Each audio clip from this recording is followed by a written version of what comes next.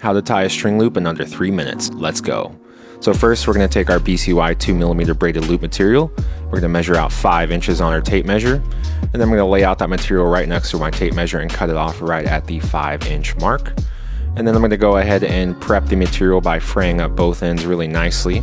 Using the lighter, I'm going to go ahead and burn both those ends and get a nice big glob of material that I can also use my lighter to flatten out and get a nice even solid end on both sides. Make sure that they're nice and even and symmetrical.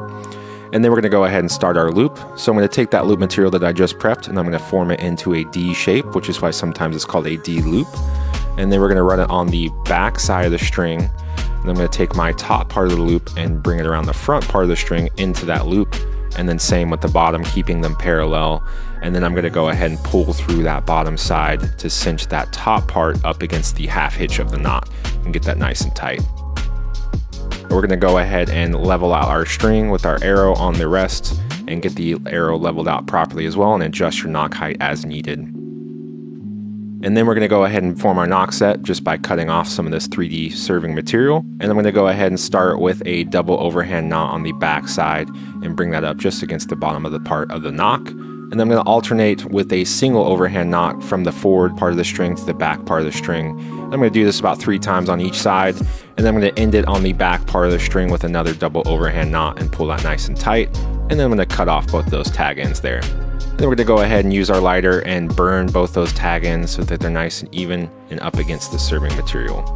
Now, since we started on the back part of the string for the top knot, we're going to finish it off on the front part of the string for this bottom one. So then we're going to bring it around the back part and loop it through that loop we just created.